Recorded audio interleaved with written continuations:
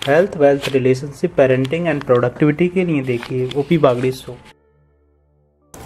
Hello, नमस्कार, आदाब, सत श्री अकाल। ओपी बागड़ी शो में स्वागत है आपका फिर से नए टॉपिक के साथ। नो मोर डिस्ट्रैक्शंस। आज की लाइफ की सबसे बड़ी दिक्कत है कि डिस्ट्रैक्शंस पे फंसे हुए हैं, एडिक्ट हो गए हैं, और तो और फोकस नहीं हो रहा काम पे। या तो ये कह लो कि डिस्ट्रैक्ट हो गए हैं, या कह लो कि फोकस नहीं हो पा रहा। कैसे हम अपना फोकस बनाए रखें, कैसे हम डिस्ट्रैक्शंस से बचे रहें, आज हम इस टॉपिक पे चर्चा करेंगे। कुछ भाइयों ने कमेंट किया था कि यार तुम इतने सीरियस होकर वीडियो बनाते हो, क्या चक्कर है, हंसते नहीं हो क्या? अरे भाई, मैं बहुत हंसता हूँ यार। हर परिस्थिति में खुश रहने का हुनर सीख रखा है यार। एक वक्त था जब हम काम करते करते थक जाते थे तो क्या करते थे, थोड़ा आराम कर लेते थे, थोड़ा मनोरंजन कर लेते थे, लेकिन उसकी लिमिट होती थी क्योंकि वो एक तरफा रास्ता था। लेकिन अब आज का सिस्टम बिल्कुल बदल चुका है। आज हम अगर छोड़ते भी हैं किसी चीज को, या कहें कि सीधा सीधा मोबाइल को अगर छोड़ भी दें, तो फिर से हमें वो अपनी तरफ खींच लेता है। कितनी देर हम एंड्रॉयड मोबाइल से दूर रह सकते हैं, आप खुद समझ सकते हैं।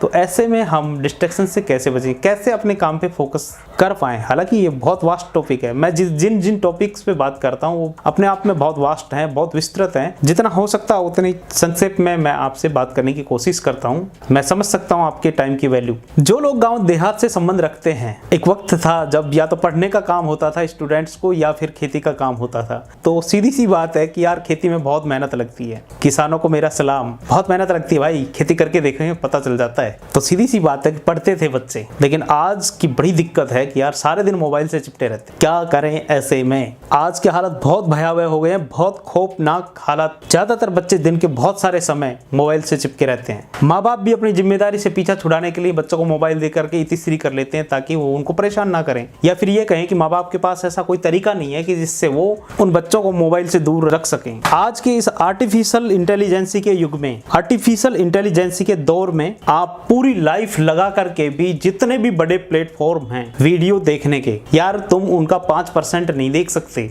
इसलिए मेरी बात को ये कतई ना ले कि यूट्यूब ना देखें, देखिए क्योंकि दूर नहीं रह सकते।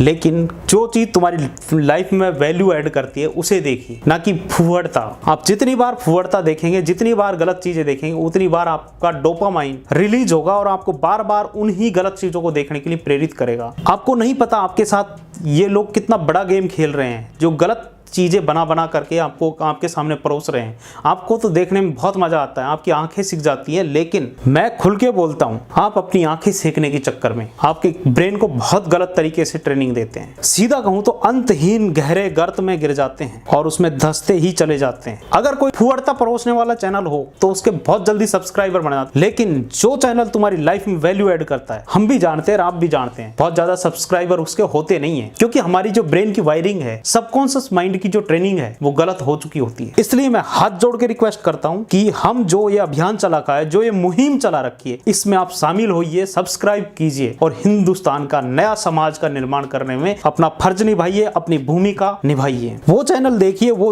वीडियो देखिए जो तुम्हारी लाइफ में वैल्यू ऐड करे, जो तुम्हारी लाइफ को बेहतर बनाए, जो तुम्हें काबिल बनाए। एक अच्छी चीज को अगर आप प्रमोट करते हैं देश के हित में, तो खुशहाली आएगी, और जब खुशहाली आएगी तो फायदा सबका होगा। पानी में डूबने से सिर्फ वो डरता है जिसे तैरना नहीं आता। जिसे तैरना आता, भाई साहब, इतने मजे ले लेके नहाता है वो बंदा। इस बात को सिर्फ तैराक ही समझ सकता है। इसलिए एक ही रास्ता बचता है कि आर्टिफिशियल इंटेलिजेंस के युग में, जब उनके पास डाटा इतना ज्यादा है कि आपके हर पल पल में वो ये बता सकते हैं कि कल आप क्या करने वाले हैं, कितने बजे उठने वाले हैं, क्या चीज खरीदने वाले हैं, ऐसे युग में आपको जीना सीखना पड़ेगा, वरना बर्बाद हो जाओगे। भाई साहब, मैं फिर से आपको सतर्क कर रहा हूं, सजग कर रहा हूं, ऐसे वीडियो मत देखिए। लड़के ही नहीं, लड़कियां भी इस मामले में बहुत आगे हैं। वो तुम्हारे दिमाग का गलत इस्तेमाल कर रहे हैं। मैं कहूं कि तुम्हारा इमोशनल अत्याचार कर रहे हैं, वो तुम्हारा इमोशनल ब्लैकमेल कर रहे हैं, तो कुछ भी गलत नहीं होगा। सजग रहिए और आज से ही वो सब कुछ चेंज कर दीजिए जो तुम्हारी लाइफ को बर्बाद करता हो, जो तुम्हारे ब्रेन की सबकॉन्शियस माइंड को गलत डायरेक्शन देता हो, गलत ट्रेनिंग देता हो। मैं खुल के बोलूंगा, वेबसाइट्स पर, सोशल साइट्स पर जो आप पोस्ट करते हैं, जो आप देखते हैं और उसकी हिस्ट्री डिलीट कर देते हैं, तो क्या आप सोचते हैं कि सारा डाटा इरेज हो गया? भाई साहब, बहन जी, तुम्हारे डाटा तुम्हारे ईमेल के थ्रू तुम्हारे बच्चों तक पहुंचेंगे आने वाले टाइम में। तुम्हारा असली चरित्र उनको पता चलेगा।